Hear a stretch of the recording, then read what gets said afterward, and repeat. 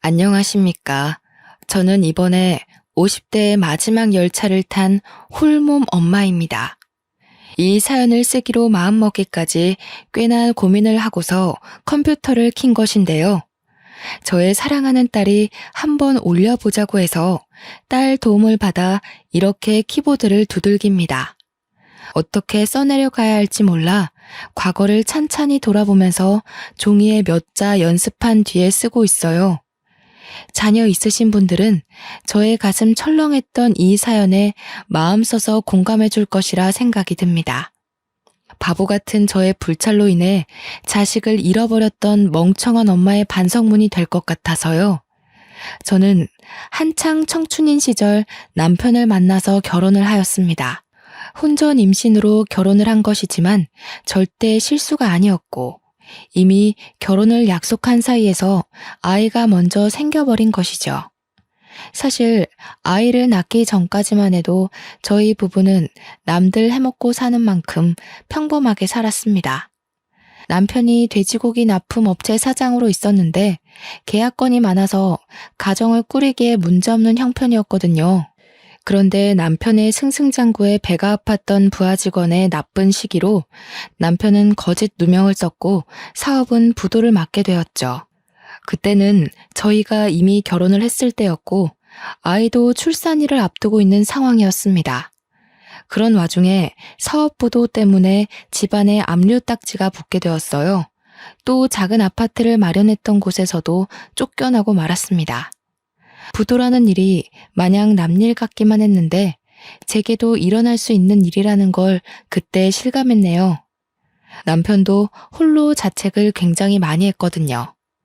제 몸이 한참 불편할 때여서 길거리를 오래 돌아다니는 건 불가능했는데 그 때문에 남편이 굉장히 고생을 했었습니다. 남의 집을 두들겨 생전해보지 않은 구걸도 했고 저렴한 여관에 찾아가 무릎 꿇고 사정하며 공짜로 숙식 제공을 받기도 했죠. 그래도 저희 부부의 긴박한 처지를 이해해 주시는 분들이 많았습니다.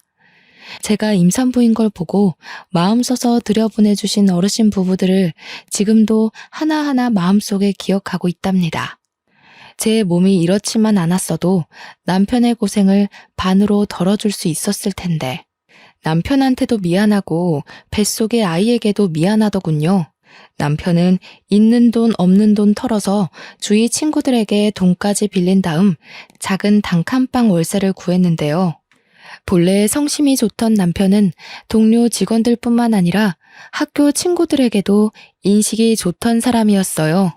그래서 친구들도 제 남편이 어렵게 되자 작은 돈 모아 남편에게 그냥 줬다고 들었습니다. 겨우 얻은 월세방은 남녀 나란히 누우면 족할 만큼 작았는데요. 그래도 화장실 있고 가스 버너랑 냉장고가 있어서 생활은 가능한 곳이었죠. 남편은 저에게 미안하다고 최선이었다고 하는데 저는 전혀 문제될 게 없었습니다. 우리 식구 몸만 뉘일 수 있는 곳이면 어디든 좋았거든요.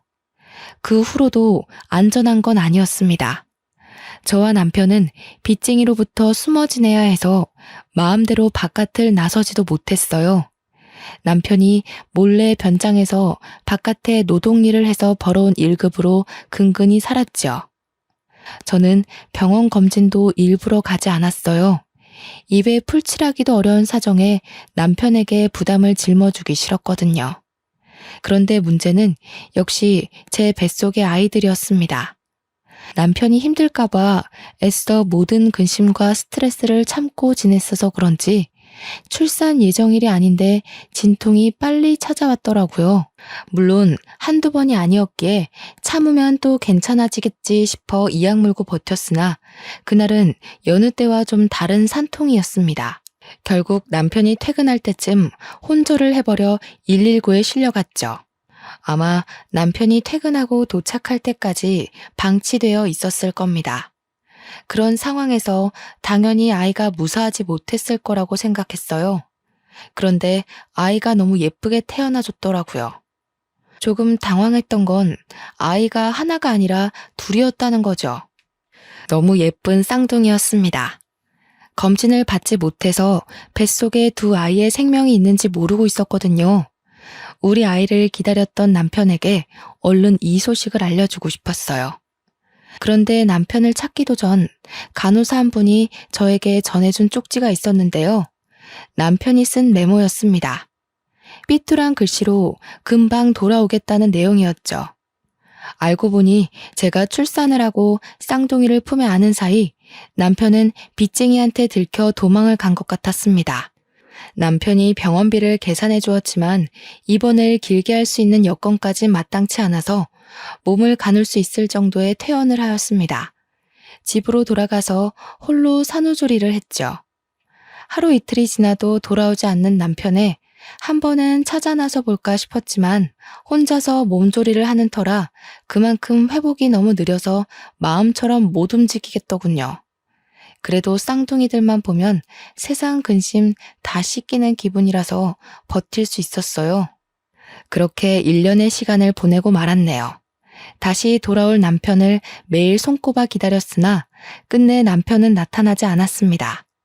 그 사이 저는 생계를 위해 일자리까지 구해서 일을 하고 있었는데요.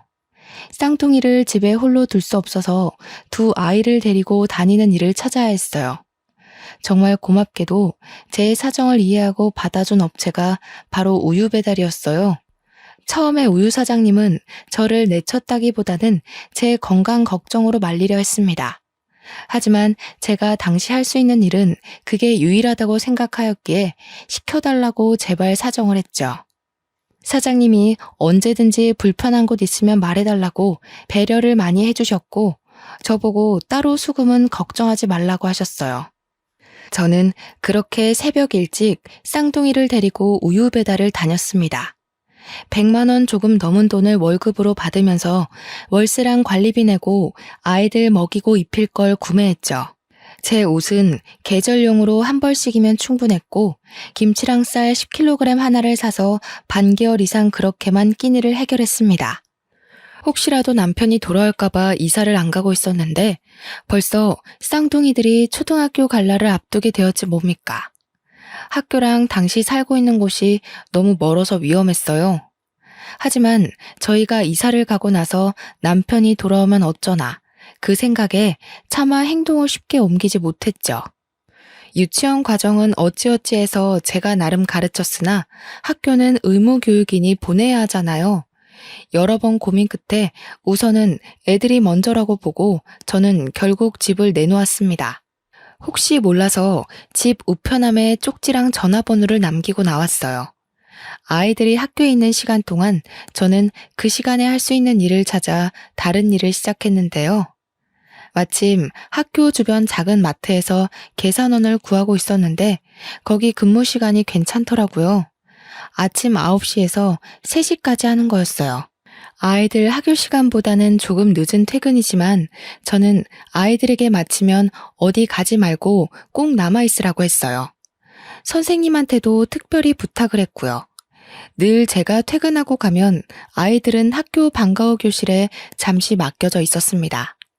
아이들은 언제나 얌전하고 착한 것이 엄마 말을 잘 들었고 저만 보면 쪼르르 달려와 안아주곤 했죠.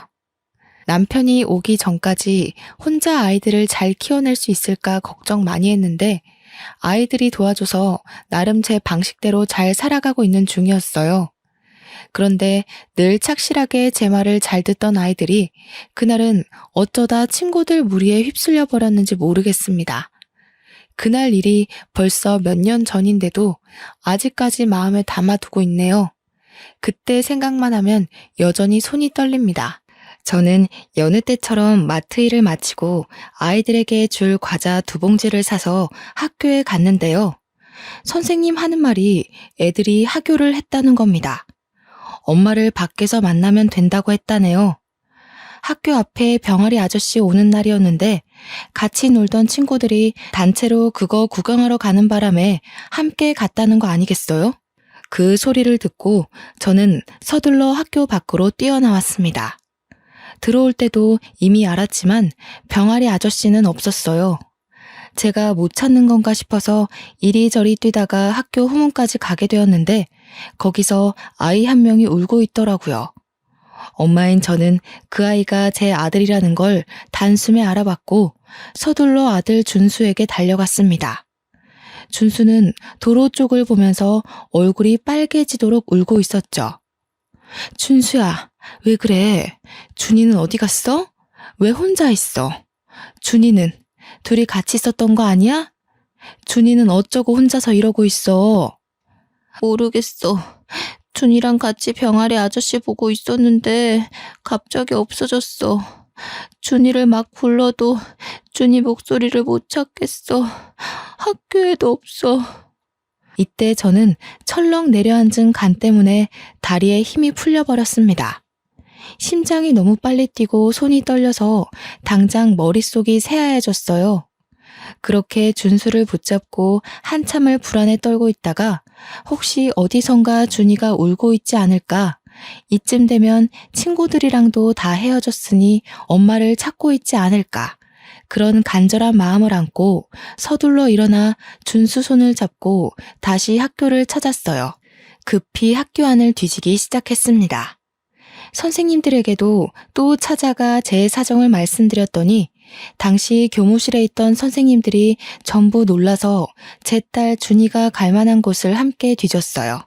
결국 한 선생님의 신고로 경찰까지 오게 되었고 함께 학교 CCTV까지 뒤지게 되었죠. CCTV에 준이가 찍혀 있는 걸 보고 저는 잠깐 안도를 했던 것 같습니다. 준이를 찾을 수 있다고 막연히 믿었던 겁니다. CCTV 화면을 가만히 지켜보는데 준이가 병아리를 사가는 친구들을 따라가다가 함께 버스를 올라타 버렸더라고요. 그걸 보자마자 저는 애가 타고 마음이 급해져서 몸을 제대로 가누지도 못했습니다. 아휴, 어떡해. 내 딸. 아이고, 선생님, 준이 어떡해요?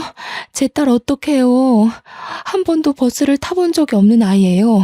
경찰 선생님, 제 딸 좀 찾아주세요. 어머님, 우선 진정하시고요. CCTV 찾아서 버스 노선 따라가다 보면 찾을 수 있을 겁니다. 요즘은 거리마다 카메라가 설치되어 있잖아요. 그렇죠, 경찰관님? 그럼요.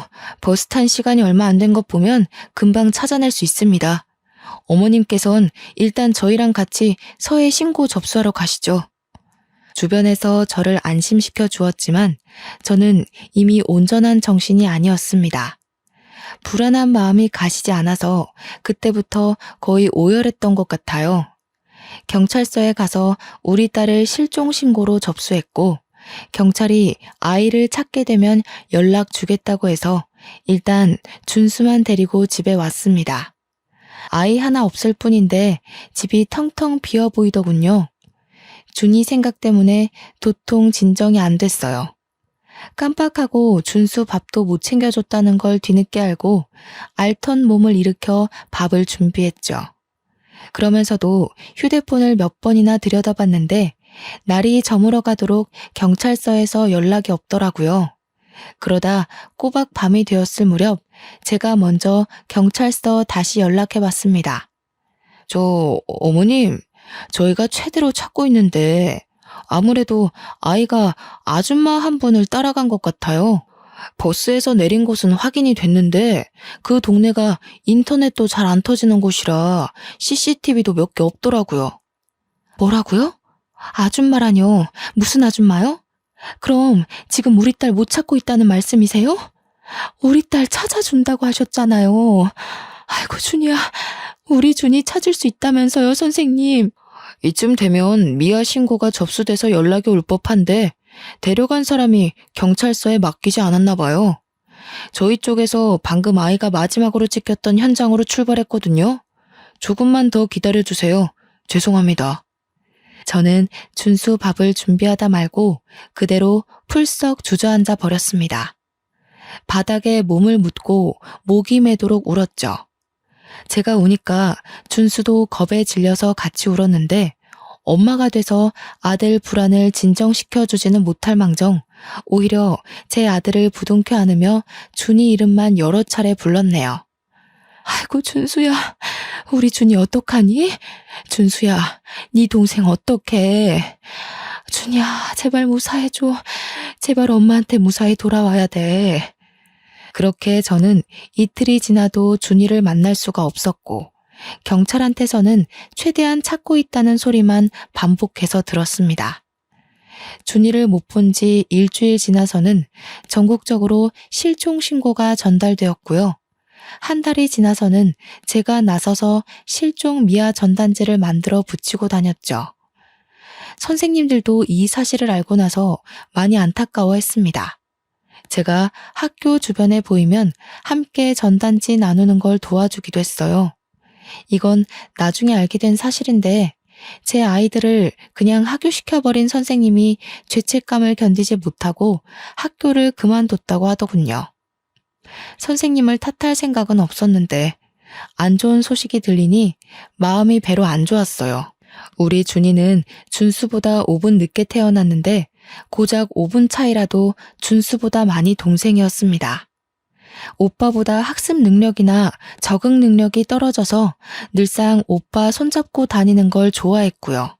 오빠한테 공부 배우고 오빠랑 놀면서 이것저것 많이 터득하는 걸 참 좋아했어요. 제가 가르쳐주지 않아도 준수가 알아서 준이를 잘 챙겼죠. 그게 저의 가장 큰 불찰이었던 거예요. 저는 오빠인 준수만 집 주소를 알고 있으면 된다고 생각했습니다. 준수에게는 제 전화번호, 집 주소 이런 걸 가르쳐줬는데 준이는 그걸 배우지 못했거든요. 준이가 아는 건 자기 이름이랑 학교뿐이었습니다. 그래서 제가 더 이렇게 애가 타는 겁니다. 너무 후회가 되고 다 제 잘못이라서 원망할 곳이 없었으니까요. 저는 일단 최대한 학교 가까이서 일을 해야 했어요. 마트 일도 학교 근처라 가까웠지만 그것보다 더 가깝기를 원했죠. 아이들이 정문을 들락날락하는 게 보일 만큼이요. 그나마 그러한 곳이 문방구 일이었는데 거긴 개인이 자리내서 하는 거라 딱히 알바를 쓰지 않더군요. 그렇게 생각해낸 게 작은 포차를 하는 거였습니다. 처음에는 붕어빵을 할까 하다가 준이가 국화빵을 좋아했던 게 생각이 나 국화빵으로 장사를 시작했어요. 장사하다가 한 번씩 제 딸의 모습과 비슷한 아이를 발견하면 미친 듯이 달려가 확인하는 짓을 며칠간 반복했습니다. 그러다 1년 뒤에 그토록 기다렸던 경찰한테서 연락이 왔는데요. 어머님, 김창진 씨가 남편분 되시죠? 신원 확인이 필요해서 경찰서에 방문해 주셔야 될 것 같습니다. 김창진 씨가 맞다면 애석하게도 사망한 채로 발견이 되셨거든요. 기다렸던 준이의 연락은 아니었지만 남편의 사망 소식은 저를 또 한 번 무너지게 하는 일이었어요. 남편은 끝내 식구 곁을 돌아오지 못했고 산중 어딘가에서 등산하던 사람의 신고로 유골로 발견이 되었다고 해요. 착하게 살아온 제 남편, 도망치고 도망치다가 그런 험한 꼴로 외롭게 죽었다고 생각하니 너무 가슴이 미어졌습니다. 토끼 같은 새끼들 얼굴 한번 보려고 제 출산일을 그토록 기다렸던 사람인데 끝내 아이들을 보지도 못하고 눈을 감았다니 이렇게 불쌍한 처지가 또 어디 있단 말입니까? 저는 어린 아들과 둘이 조촐하게 남편의 장례를 치르고 남편을 납골 땅에 안치했습니다. 문득 그런 생각이 들더군요. 돌아오지 못하고 사망으로 소식을 알린 남편처럼 제 딸도 그렇게 돌아올까봐 너무 무서웠어요. 그동안은 아니라고 내 딸 분명 살아있을 거라고 굳게 믿고 지냈는데 남편의 부고 때문에 너무 크게 흔들린 거죠. 매일 밤 자기 전에 하늘에 있는 남편에게 빌었어요. 우리 어린 딸 준이 당신이 좀 지켜달라고. 당신이 있는 곳에서 우리 준이가 보인다면 제발 좀 지켜달라고 수없이 기도했죠. 야속하게도 사건은 해결되지 못한 채 세월만 계속 흘렀고 실망과 좌절만 갈수록 커졌습니다. 그 사이 준수가 벌써 초등학교를 졸업하는 지경까지 왔는데요. 준수의 교복을 맞추고 집으로 돌아온 그날 밤, 저는 마지막까지 붙잡고 버텼던 동아줄을 놓고서 눈물을 터뜨리고 말았습니다. 아들 걱정해서 평소에는 몰래 울음을 삼켰는데 옷장에 걸려있는 아들 교복을 보니 더는 못 참겠더라고요. 우리 준이도 교복을 맞춰야 할 나이가 되었는데 미안하다 준수야. 엄마가 우리 아들 생각해서라도 힘을 내야 하는데 도무지 네 동생 걱정으로 하루하루가 죽을 만큼 힘들구나. 도대체 준이는 어디에 있는 걸까? 엄마, 나 이제 이만큼 컸으니까 꼭 경찰이 되려고 노력할 거야. 그래서 내가 준이 찾아줄게. 그러니까 울지 마. 엄마가 울면 준이도 많이 속상할 거야. 고작 14살인 아들인데 얼마나 속이 깊던지. 제가 참지 못하고 다시 눈물을 흘리는 걸 아들이 안아주면서 자기만 믿으라고 계속 저를 달래주었습니다. 아들 앞에서 참 면목이 없었으나 그게 그렇게 의지가 되더라고요. 그날 후로 저는 제가 준수에게 너무 소홀했구나 싶어 더더욱 악착같이 살기로 마음먹었습니다. 준이도 아직 생사에 대한 연락이 없는 것 보면 분명 살아있을 거라고 믿기로 했죠. 그렇게 준수가 대학을 가게 되고 준이에게 해줄 몫까지 보태어 준수를 뒷바라지를 해왔습니다. 준수는 저한테 경찰이 될 거라고 포부를 밝힌 순간부터 단 한 번도 장래의 희망을 바꾼 적이 없었는데요. 정말로 번듯한 경찰 공무원이 된 거 있죠? 저는 아들이 얼마나 열심히 공부하고 노력했는지 지켜봐서 알고 있어요. 첫 시험에서 바로 합격했는데 그동안의 노력이 빛을 발한 것 같아 그게 너무 자랑스럽다가도 어린 나이부터 저 때문에 원하는 꿈 한 번 꿔보지 못하고 경찰만 바라보고 달려온 건 아닌가 하는 생각에 오랜만에 눈물을 보여버렸네요. 고맙다 준수야. 엄마가 신경을 많이 못 써줬는데 이렇게 잘 커줘서 너무 고마워. 그리고 미안해. 엄마가 너한테까지 마음의 짐을 짊어준 것 같아. 그게 너무 미안해서 어쩌니? 그런 말 하지 마. 준이는 나한테도 동생이잖아. 내가 준이 손만 잘 잡고 있었어도 이렇게 되진 않았을 텐데. 내 잘못이 커. 무슨 일이 있어도 내 동생 내가 꼭 찾을 거야. 아휴, 이 착한 것. 좋은 집에서 좋은 부모 만나 자랐으면 이 고생 안 해도 되었을 텐데. 엄마라는 사람이 너무 못난 모습만 보여줬네. 그래도 정말 멋있게 커줬다 우리 아들.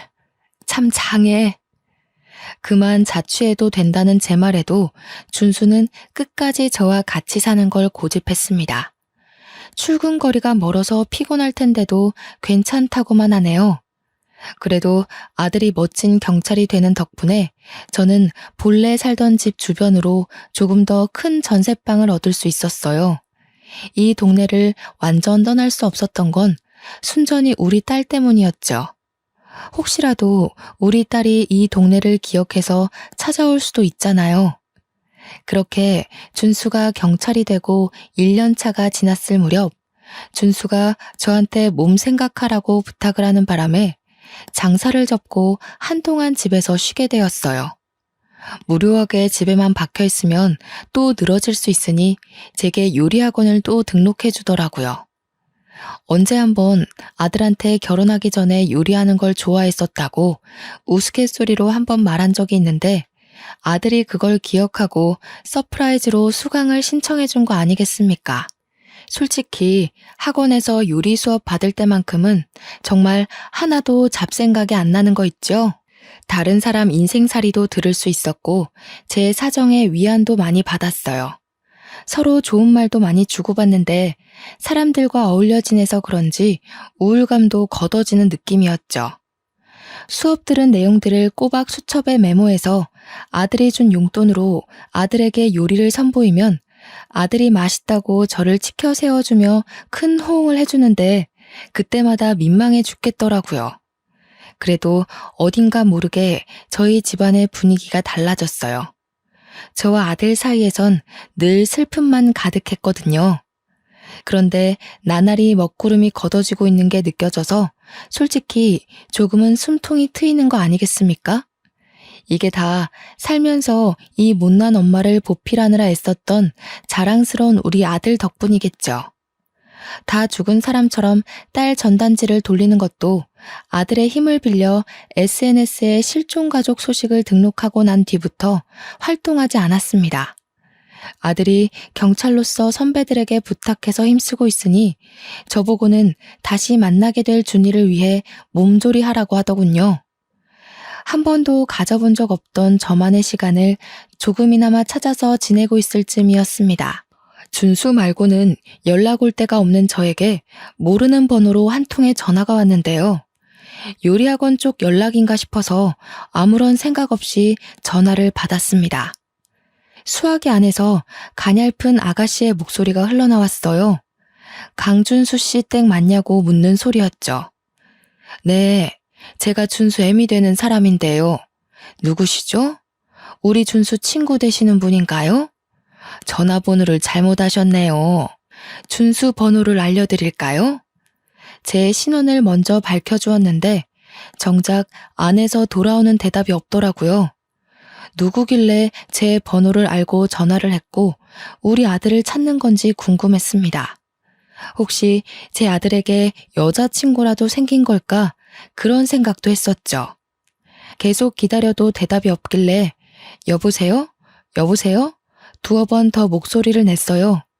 그러니 안에서 흐느끼는 소리가 들려오는 겁니다. 그러면서 아가씨가 목소리를 겨우 내며 엄마 하는데 그 순간 심장이 바닥으로 떨어지고 말았죠. 분명 처음 듣는 목소리인데도 누군지 알 것만 같아서 저절로 눈물이 차올랐습니다. 휴대전화를 잡은 손이 떨리기 시작하더니 딸을 처음 잃어버렸을 때처럼 머릿속이 새하얘졌어요. 내가 생각하고 있는 게 맞나? 내 딸이 맞나? 혼란스럽기까지 하여 아무 말도 못하고 있었더니 내내 울음소리만 들려주던 수화기 너머로 쐐기를 박는 대답이 들려오더군요. 엄마, 나 준이에요. 준수 오빠 동생 강준이요. 죄송해요, 엄마. 보고 싶었어요. 너무 보고 싶어요. 딸 목소리로 딸 이름을 듣는 순간 저는 그동안 억눌러왔던 애통함이 한꺼번에 밀려왔습니다.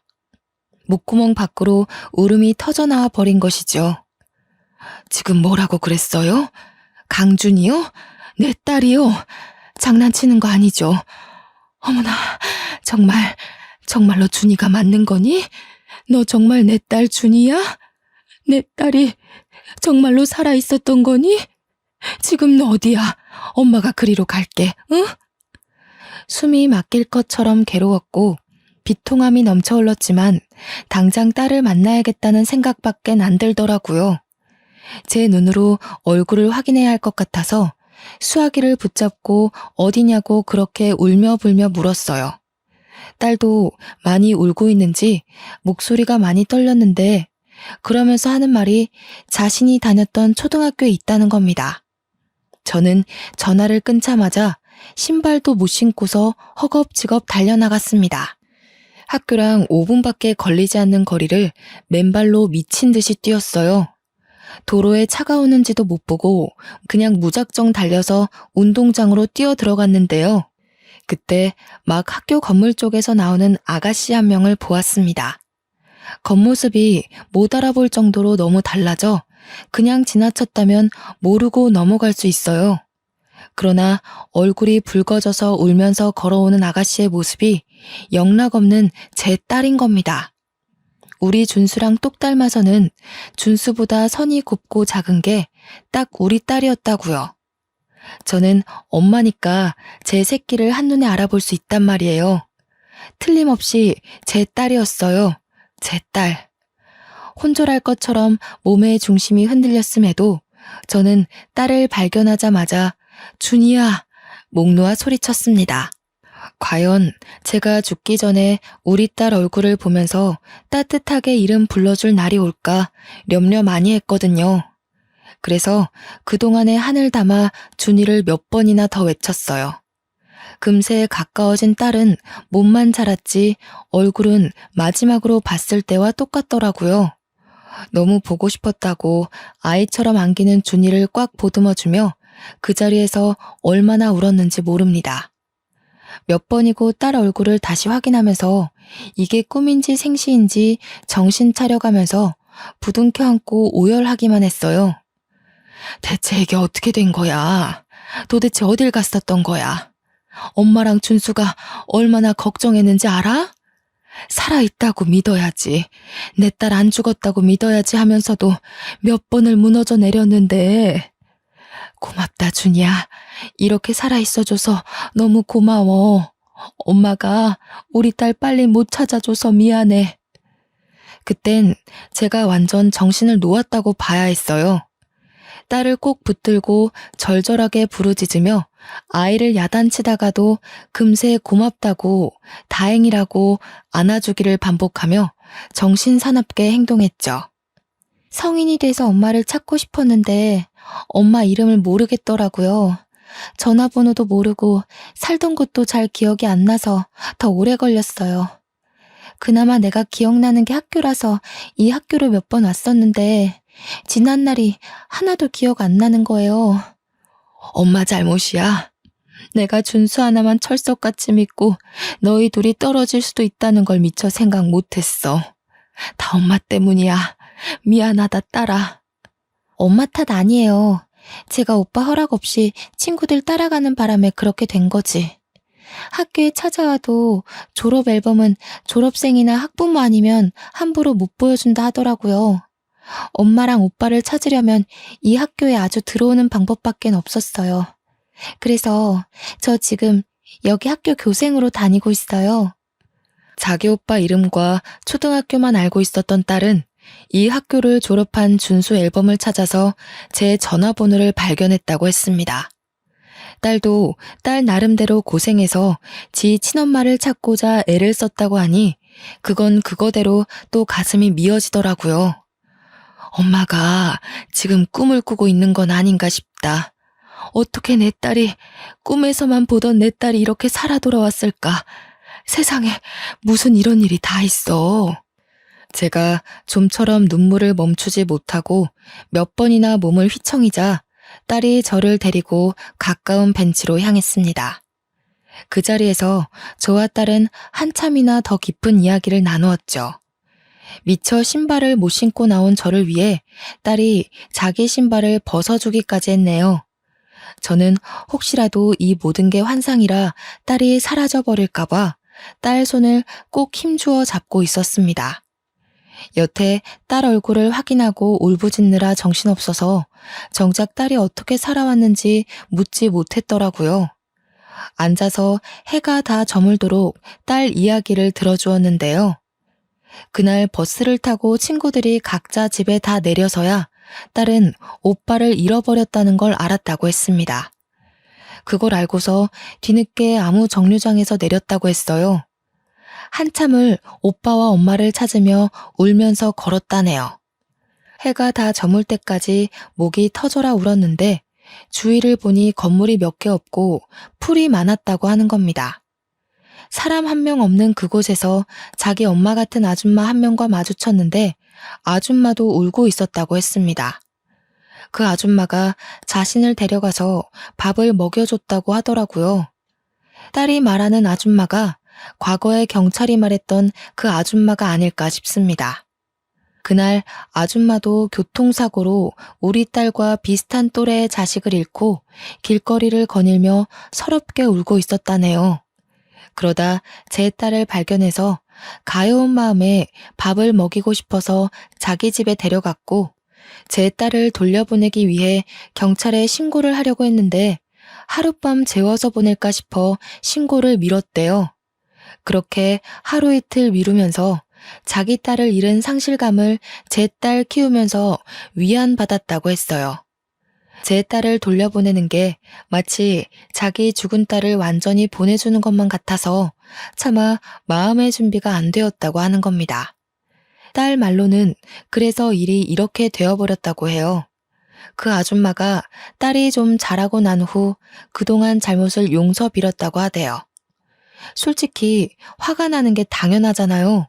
하지만 저는 이미 20여 년이나 지나버린 세월 동안 그 아줌마에게 분노와 원통함을 다 토해낸 터라 지금은 그저 이렇게 제 딸을 살려놓은 것만으로도 감사할 따름이더군요. 제 처신이 이해 안 되실 수도 있다고 봅니다.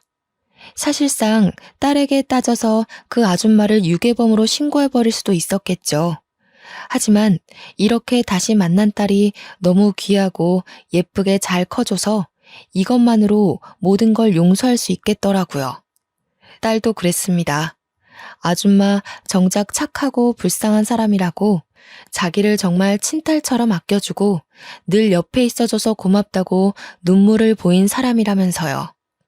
우리 딸이 나쁜 어른한테 잡혀가지 않은 게 얼마나 다행입니까? 요즘처럼 위험한 세상에서 실종되고도 살아있다는 게 정말 기적이 아닙니까? 이건 정말 하늘이 지켜주고 우리 남편이 딸을 보살펴주고 있었다고밖에 해석할 수 없었어요. 저와 딸은 해가 저문지도 모르고 한참 동안 얼굴 보며 얘기를 했는데요. 곧 아들이 퇴근할 시간이 되었더라고요. 준수가 너 많이 기다렸어. 엄마가 우리 준이 보고 싶어서 힘들어할 때마다 네 오빠가 이 엄마를 얼마나 듬직하게 지켜줬는지 아니? 네 오빠도 정말 고생 많이 했어. 엄마 위하느라 울음을 많이 참았거든. 참, 네 오빠 경찰 됐는데 너 찾으려고 경찰 된 거야. 오빠 보고 싶어요. 엄마랑 오빠 얼굴 잘 기억이 안 나서 속상했는데 얼른 만나고 싶네요. 또 오빠한테 잘못했다고 용서도 빌어야죠. 엄마랑 오빠 만나면 꼭 용서를 구하겠다고 그렇게 기다리면서 살았거든요. 저는 믿기지 않은 딸의 생사를 다시 한번 실감하며 하늘에 있는 남편에게 감사 인사를 올렸습니다. 딸은 이미 교생 수업을 마친 시간이라 퇴근을 한 상태였고요. 딸 손을 꼭 잡고서 집으로 데려왔어요. 준수가 오기 전에 함께 먹을 저녁상을 진수성찬으로 차렸어요. 딸이랑 함께 식사를 준비하는데 제가 자꾸만 꿈 아니냐고 묻는 말에 그때마다 딸이 뽀뽀해주면서 꿈 아니라고 얘기해줬어요. 뒤돌아서면 사라져버릴까봐 계속 신경이 쓰이더라고요. 화장실 가서도 몇 번이나 딸 목소리를 갈구했는지 몰라요. 오늘 아줌마한테 엄마 집에서 잔다고 허락받았어요. 저야말로 엄마 안 사라지게 꼭 붙어 잘 테니까 걱정 마요. 새 식구 먹기엔 과분한 밥상을 차려놓고 나니 아들이 잠시 뒤 퇴근하고 들어오더라고요. 준수는 처음에 밥상을 보고 놀랐다가 웬 아가씨가 있으니 더 당황해서 신발장에 멀뚱히 서 있었어요.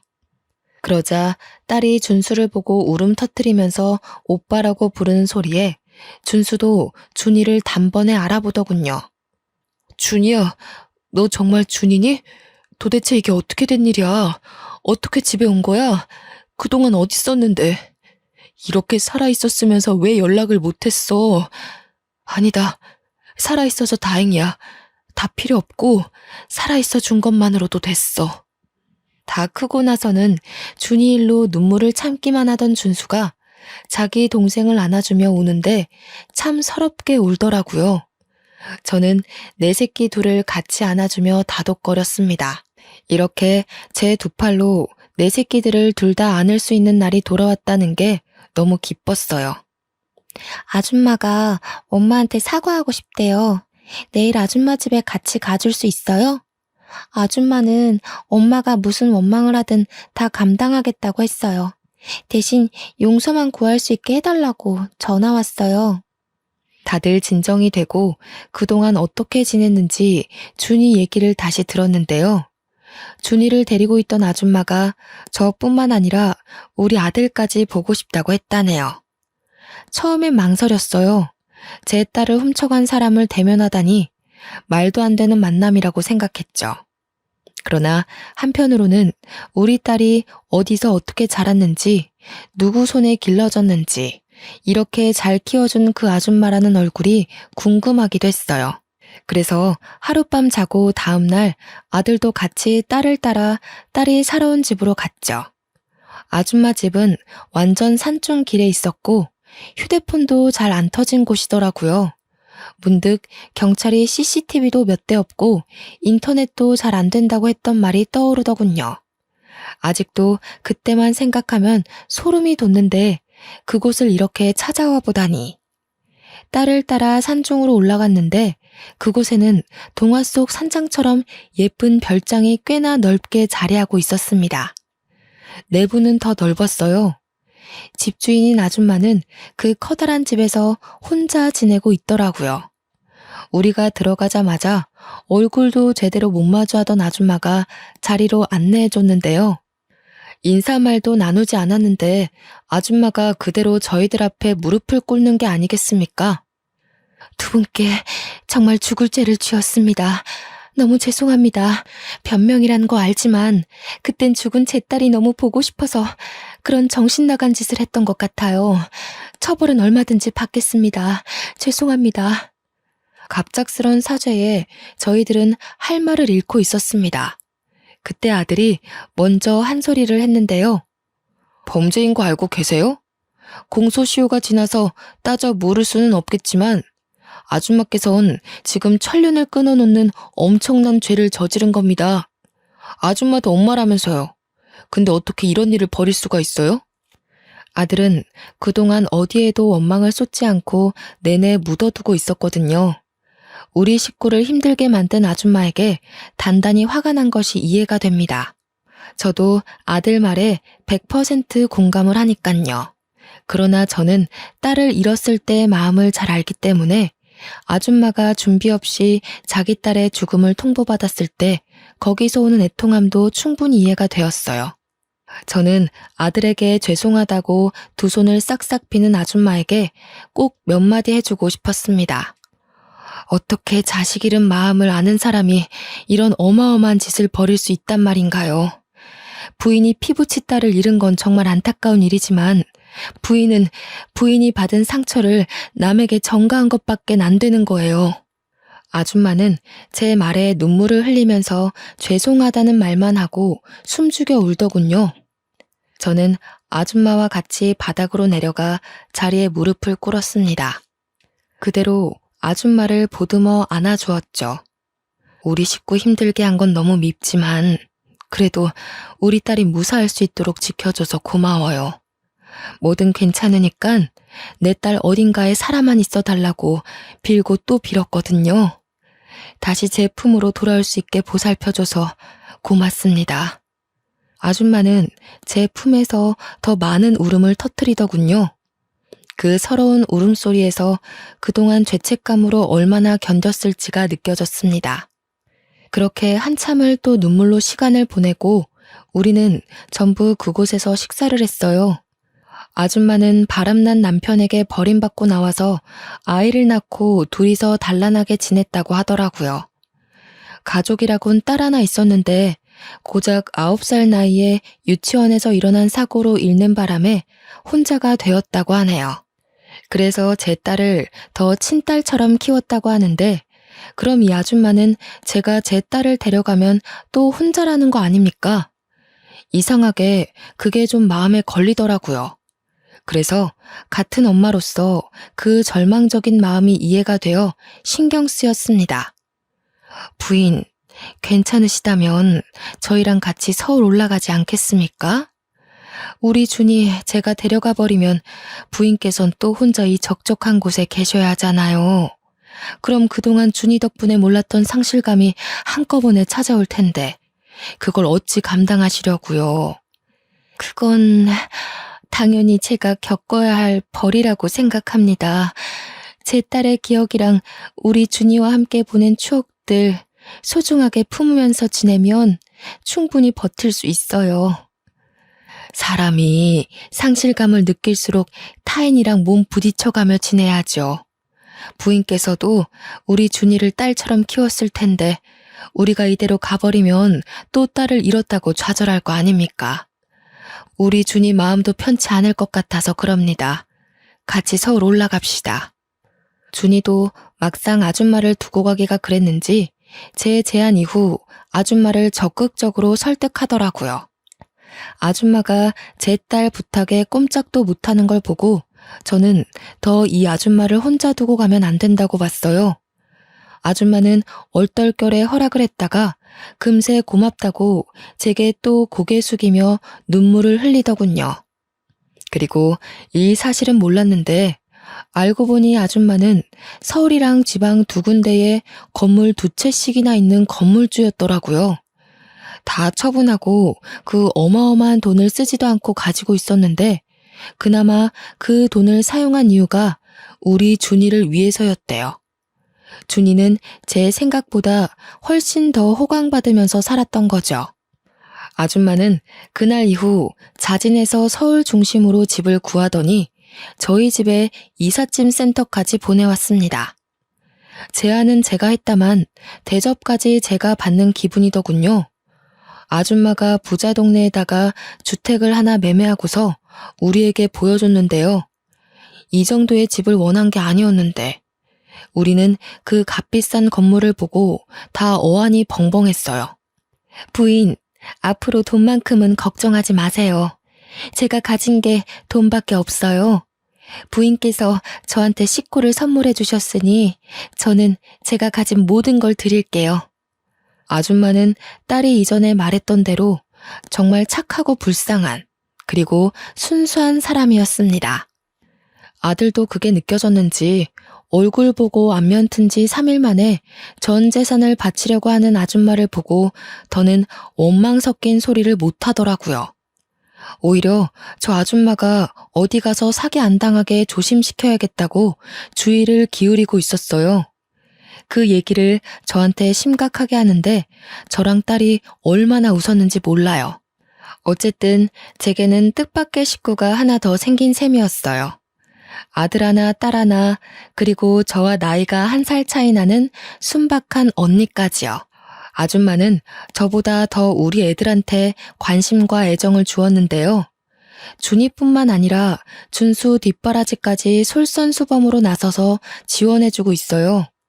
제가 그렇게까지 안 해줘도 된다고 해도 언니는 다 자기가 좋아서 해주는 거라고 자기 자식 같아서 해주고 싶다고 하길래 그냥 내버려 두고 있습니다. 언니한테는 그게 또 속병을 치유하는 방법 중 하나일 테니까요. 그렇게 정말 죽을 만큼 힘든 세월을 보내고 저는 지금 너무나 큰 기적의 삶을 살고 있답니다. 딸은 선생님으로, 아들은 경찰로, 그리고 저와 언니는 여가 생활을 함께 즐기면서 무탈하게 지내고 있어요. 이 행복이 영원하길 바랄 뿐인 마음으로 살고 있죠. 가끔은 그런 생각이 들더라고요. 남편이 저 혼자 고생 많이 했다고 주는 선물 같은 순간이 아닌가 하는 생각이요. 딸을 찾기 전까지만 해도 남편에게 눈물 섞인 기도만 올렸는데 지금은 남편이 살아있을 때 많이 보여줬던 웃는 모습으로 기도를 올리고 있거든요. 어떠세요? 제 인생 정말 기적이지 않나요? 저는 이게 모두 힘든 시련을 이겨낸 시간의 선물이라고 봅니다. 다들 나 혼자만 종종 걸음하고 있는 게 아닌가 하는 생각이 들더라도 결코 무너지지 말았으면 좋겠어요. 굳센 비바람 뒤에는 무지개가 떠오르는 법이잖아요. 여러분들의 간절한 바람이 모두 이루어지길 진심으로 바랍니다. 제 사연은 여기서 마무리하겠습니다. 긴 글 감상해 주셔서 고맙습니다. 늘 안녕하세요.